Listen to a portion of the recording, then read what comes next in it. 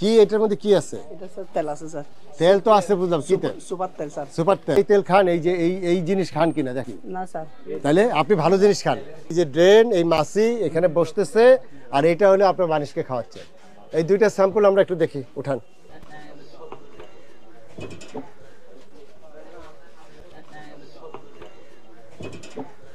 কেমিক্যালের drum, এটাই যে আমাদের যে র মেটেরিয়াল বিদেশ থেকে আমদানি হয়, এই কেমিক্যালের ড্রাম, সেখানে তেল ভরে বিক্রি করছে। এটার মধ্যে যে কেমিক্যাল লাগানো আছে, সেই কেমিক্যালটা কোথায় যাচ্ছে? আমি কি খাচ্ছি? কেমিক্যাল খাচ্ছি। তাহলে এবারে আপনি যা বলবেন তাই, ঠিক আছে?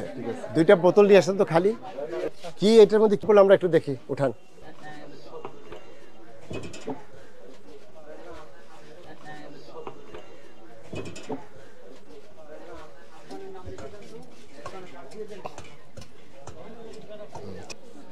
এটা কি আপনার?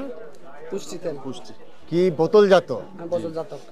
আচ্ছা, এই বোতলজাত তেলে কি কি আছে? এখানে কি কি তথ্য আছে?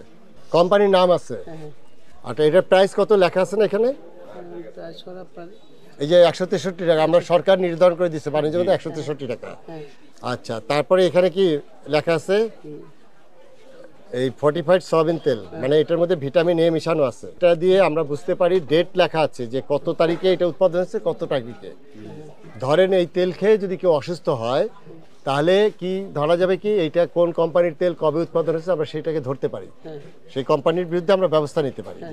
আচ্ছা, এখন আপনি যে এই তেলটা বিক্রি করছেন, আপনি কি বলতে পারবেন এটা কোন কোম্পানির? এটা স্যার একটা কোম্পানি, এটা হিলসা একটা কোম্পানি, একটা কাগজ দিচ্ছে উপরে ওই ম্যাডাম ভিতরে এখানে কাগজ। হিলসা কোম্পানি? হিলসা কোম্পানি, এই পুষ্টি কোম্পানির তেল এটা। আচ্ছা, হিলসা। এইটা যে ওই কোম্পানি থেকে আসছে কিভাবে বুঝবো আমি? এবং যাদের কাছে তেল নেন, তারা যে এটি নিজেরা তৈরি করে না, সেটা কি? এটা চট্টগ্রাম থেকে আসে স্যার। আপনি তো বলছেন চট্টগ্রাম থেকে, আসলে কি ওখান থেকে আসছে কিনা? আচ্ছা, এখন আপনি বলেন যে এই যে পরিবেশ, এটা স্যার এটা আগে থেকে আমরা ময়লার মধ্যে ময়লার মধ্যে পড়ে, একটা ময়লার মধ্যে পড়ে। আর এই ড্রামটা কিসের ড্রাম? তেলের ড্রাম? তেলের ড্রাম। হ্যাঁ, এটা তেলের ড্রাম হিসেবে বানানো হয়েছিল? হ্যাঁ, এটা একদম নতুন ড্রাম কিনে স্যার, এখানে তেল ভরা যায়। সেই নতুন ড্রামটা কি? এটা হলো কেমিক্যালের ড্রাম। কেমিক্যালের ড্রাম।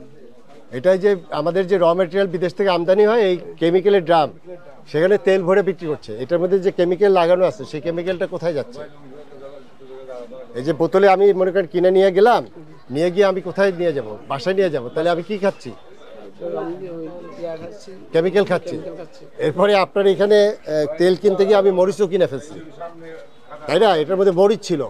আমি অনেক জায়গায় আবার তেলাপোকা পেয়েছি, এরকম উঠাতে গিয়ে সেখানে তেলাপোকা পেয়েছি। তাহলে এই জিনিসটা কি স্বাস্থ্যসম্মত নাকি এইটা স্বাস্থ্যসম্মত?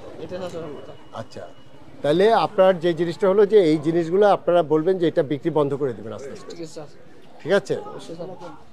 বন্ধ নিষিদ্ধ করে জানেন? হ্যাঁ, তারপর বেচেন কেন? না স্যার, সবাই বিক্রি হচ্ছে আমরা।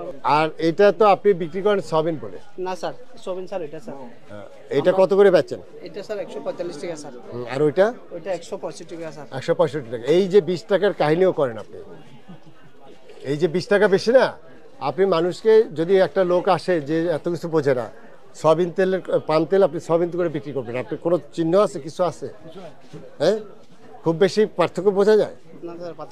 আমি তো এটা টেস্টে পাঠাবো, আমি তো এখন বলতে পারছি না। এটার মধ্যে যদি পাই কেমিক্যাল, একটা অলরেডি তো পেয়েছি, তো এইটা মরিচ না যদি তেলাপোকা হয়তো কোনো অসম্ভব কিছু। মরিচ কি হাইটে ঢুকছে?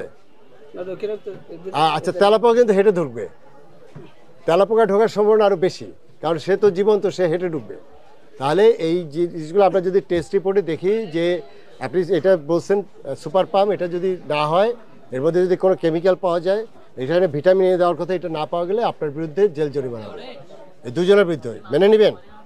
আচ্ছা, ঠিক আছে, এটা মেনে নেবেন, এটা স্বীকার করছেন। এখন আমরা টেস্টে পাঠাবো। এখন টেস্টের রিপোর্টের উপরে আপনাদের কিন্তু ভাগ্য নির্ধারণ করতেছি।